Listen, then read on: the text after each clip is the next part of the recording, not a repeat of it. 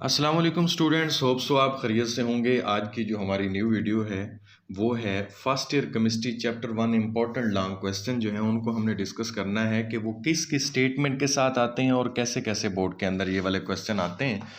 तो question number first जो है हमारे पास, हम उसको डिस्कस करते हैं कि what is mass spectrometer, how is it use to determine the relative atomic mass of isotopes. तो मैस स्पेक्ट्रोमीट्री का मैं पहले भी आपको बताता रहता हूँ कि मैस स्पेक्ट्रोमीट्री एक इम्पॉर्टेंट जो है वो लॉन्ग क्वेश्चन है। वो डिफरेंट जो है वो स्टेटमेंट्स के साथ वहाँ पे आ सकता है। ये जो स्टेटमेंट मैंने सामने दे रखी है इस स्टेटमेंट के साथ भी आ सकता है और उसके साथ साथ उसकी कई और भी स्टेटमेंट्स हो सकती हैं। मसलन discuss the mass spectrometer to do the analysis of isotopes of an element, mention the roles of electric and magnetic field to separate the isotopes of an element. तो ये भी इसकी स्टेटमेंट आ सकती है। और एक और स्टेटमेंट के साथ भी प्रीवियस पेपर्स के अंदर मैं देख रहा था कि इस क्वेश्चन को बार बार दिया गया, और वो है कि how the isotopes of an element are separated by mass spectrometer. तो इन क्वेश्चंस के अंदर बच्चे क्या गलती करते हैं कि वो जो उन्होंने लिखना होता है वहाँ पे वो नहीं लिखते, बल्कि और क्वेश्चन का आंसर लिख के वहाँ पे आ जाते हैं। तो इससे बहुत ज़्यादा जो है वो नुकसान होता है बच्चों का। इसलिए मैंने ये वीडियो बना रहा हूँ कि ताकि आपको बिल्कुल क्लियर क्वेश्चंस की समझ आ जाए कि उसके अंदर हमने लिखना क्या है। तो इसके अंदर डिफरेंट चीज़ें होती हैं। आप कंस्ट्रक्शन पे काम करते हो कि कंस्ट्रक्शन उसकी क्या होती है, फिर उसकी वर्किंग पे बात करते हो, फिर उसके जो रूल्स हैं उसके अंदर उनकी बात करते हो। तो डायग्राम लाजमी बनाते हैं इस क्वेश्चन के अंदर ताकि ये आपको फुल मार्क्स जो है वो दे सके। नेक्स्ट आपका क्वेश्चन है explain the relative abundance of isotopes with suitable example. वो कहता है कि रिलेटिव अबेंडेंस को सूटेबल एग्जाम्पल के साथ आप क्या करें, एक्सप्लेन करें कि किस तरीके से रिलेटिव अबेंडेंस होती है। तो ये आप एसोटोप्स, जो आपके पास एसोटोप्स का टॉपिक है, कोशिश किया करें कि जब मैं ये क्वेश्चन आपको बता रहा होता हूँ तो आपके पास बुक खुली हो ताकि आपको पता चले कि क्या क्या हम लिखेंगे।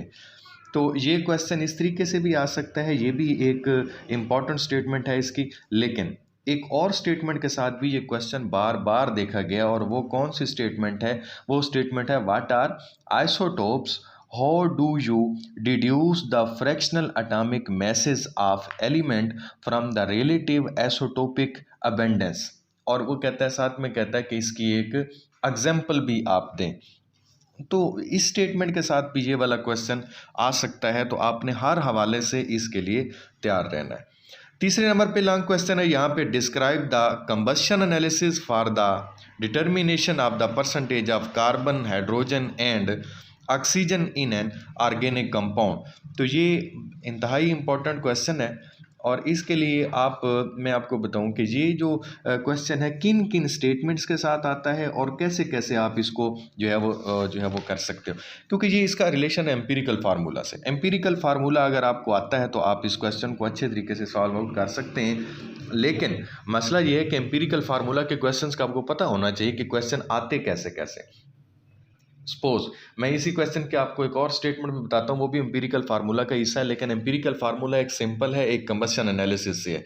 तो सिंपल उसका क्वेश्चन कैसे आता है? वो कहता है write down the steps required to find the empirical formula of a compound. तो ये भी काफ़ी इंपॉर्टेंट क्वेश्चन है, आता रहता है। लेकिन ये जो क्वेश्चन आपके सामने जिस जो कि स्टेटमेंट दे रखी गई है, ये उससे ज़्यादा इंपॉर्टेंट है। ये वाला क्वेश्चन भी आपने अच्छे तरीके से तैयार करना है। अच्छा, कंबशन एनालिसिस की एक और स्टेटमेंट भी हो सकती है। उसके अंदर क्या है जी कि व्हाट इज एम्पिरिकल फार्मूला। यहाँ पे आके बच्चा कंफ्यूज हो जाता है कि शायद मैंने वो स्टेप्स वगैरह लिखने हैं या वो सारा प्रोसेस मैंने लिखना है, लेकिन उसको आगे डिटेल में इसकी स्टेटमेंट जो है वो क्वेश्चन की पढ़ लेनी चाहिए बच्चे को सॉल्व आउट करने से पहले।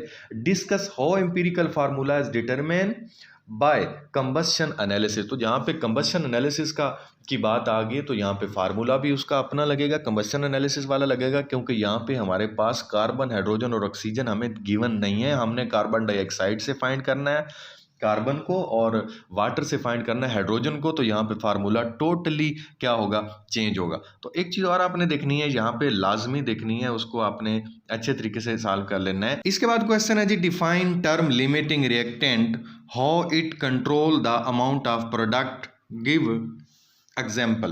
तो चैप्टर के लास्ट में आ जाइए, वहाँ पे आके आपको मैं ये क्वेश्चन दिखाता हूँ कि किन किन स्टेटमेंट के साथ ये वाला क्वेश्चन आता है। ये आपके ही बोर्ड के अंदर बार बार क्वेश्चन रिपीट हो चुका है, बहुत इंपॉर्टेंट क्वेश्चन है, आपने इसको छोड़ना नहीं है, इसको ज़रूर तैयार करना है।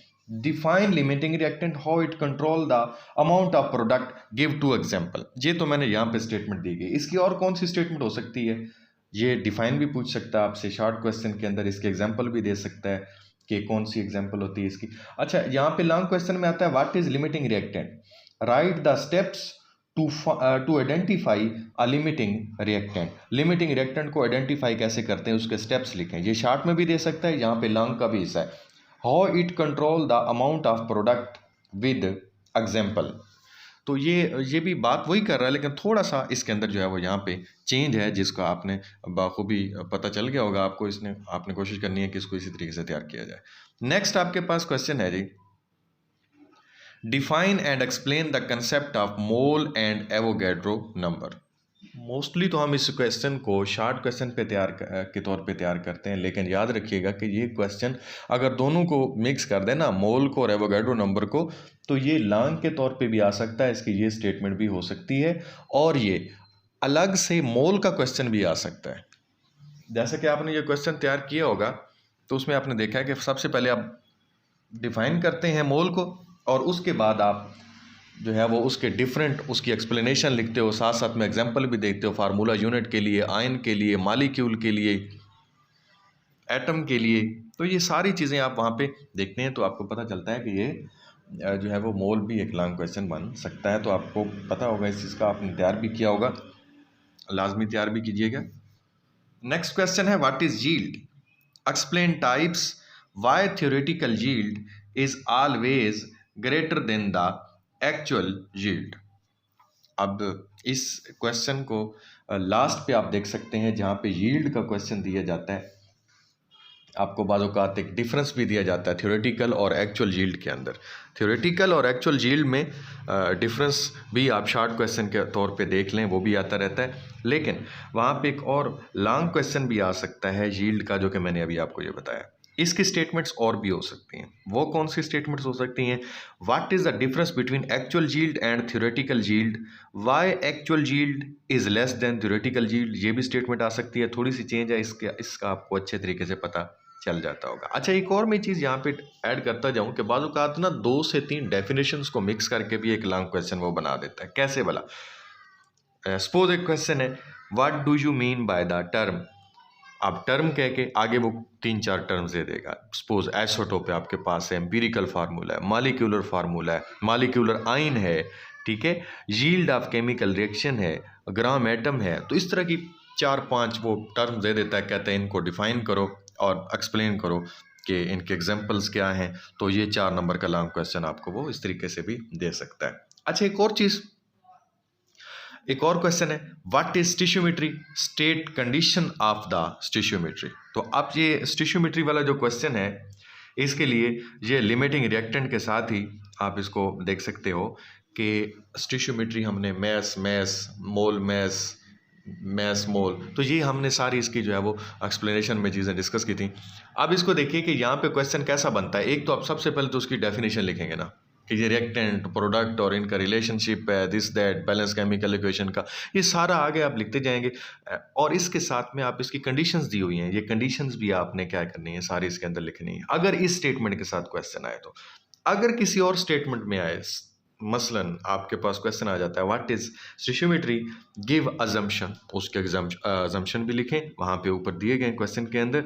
और मेंशन टू इम्पॉर्टेंट लॉज का भी यहाँ पे जिक्र करें। मीन कि अब ये सारा क्वेश्चन आपको कंप्लीट कह रहा है। Which help to perform the stoichiometric calculation, उन लॉज को भी वहाँ पे आप मेंशन करें कि जो स्टिशियोमेट्रिक जो कैलकुलेशंस हैं उनके लिए हेल्पफुल साबित होते हैं। तो इस तरीके से ये भी क्वेश्चन आपके पास आ सकता है। तो ये क्वेश्चन है बेटा जो कि आपने तैयार करने हैं लॉन्ग क्वेश्चन के हवाले से। 4 नंबर का क्वेश्चन यहाँ से आता है। इस मरतबा बोर्ड में न्यूमेरिकल इस चैप्टर से नहीं है, तो न्यूमेरिकल के लिए आपने ये नहीं करना कि बिल्कुल ही न्यूमेरिकल छोड़ देने, लेकिन जो शार्ट न्यूमेरिकल्स हैं आपके पास वो आपने हर हाल में लेने हैं वहाँ से, उसके नोट्स से, और उसके साथ साथ आपने उनको तैयार भी करना है। तो ये शार्ट क्वेश्चन जो आपके पास हैं, ये छोटे छोटे न्यूमेरिकल आपके पास आ जाते हैं। मोल फाइंड कर लिया, मोलर वॉल्यूम जो आपके पास है उसके अकॉर्डिंग कोई ना कोई क्वेश्चन दे देता है, इसके लिए अब मैथ्स फाइंड करना है उसका क्वेश्चन दे देता है। तो ये छोटे छोटे आपको न्यूमेरिकल सारे आने चाहिए, लॉन्ग क्वेश्चन चैप्टर 1 से नहीं आना। बाज़ औक़ात बच्चे छोटे न्यूमेरिकल भी छोड़ देते हैं, फिर उनके शॉर्ट क्वेश्चन जो है वो रह जाते हैं। तो इसको लाजमी कीजिएगा आपने ना इस चैप्टर के अंदर शॉर्ट क्वेश्चन के हवाले से। लेकिन लॉन्ग क्वेश्चन के हवाले से जहाँ से न्यूमेरिकल नहीं आना, न्यूमेरिकल आएगा इस मरतबा जो है वो चैप्टर 3 से और चैप्टर 8 से, तो उनको न्यूमेरिकल के हवाले से तैयार रखिएगा इंशाल्लाह। अगर कुछ थोड़ा बहुत टाइम हुआ, किसी तरीके से टाइम मैनेज हो गया, तो मैं इंशाल्लाह न्यूमेरिकल्स की भी वीडियोस पोस्ट करूँगा। लेकिन अभी तक हम शॉर्ट क्वेश्चन पे और सिर्फ लॉन्ग क्वेश्चन की सिलेक्शन पे कि कौन कौन से लॉन्ग क्वेश्चन हम किस तरीके से कर सकते हैं उस पर वीडियोस दे रहे हैं। और कल कुछ बच्चे MCQs का भी कह रहे थे, तो मैं कोशिश करूँगा, कोशिश क्या कह सकता हूँ, कोशिश कर सकता हूँ कि अगर मेरे पास वीक में कोई दिन बचा के जिसमें मैंने वीडियो पोस्ट ना करनी हुई, तो मैं वहाँ पे MCQs की वीडियोस पोस्ट करूँगा। अदरवाइज़ जो है वो एक्सरसाइज के MCQs लाजमी किया करें हर हाल में। केमिस्ट्री के तकरीबन MCQs जो है वो एक्सरसाइज से सॉल्व हो जाते हैं, लेकिन उसके अलावा भी आते हैं, वो एडिशनल से आपके होते हैं जो चैप्टर के एंड पे दिए गए होते हैं, या फिर जो टॉपिक वाइज साथ साथ दिए गए होते हैं, उनको एक नज़र देख लिया करें, तो आपके MCQs भी सॉल्व हो जाएंगे। तो नेक्स्ट वीडियो तक के लिए अब्दुल हफीज़ बंदियालवी को इजाज़त दीजिए। अल्लाह ने के माना। अस्सलाम वालेकुम व रहमतुल्लाहि व बरकातुहू।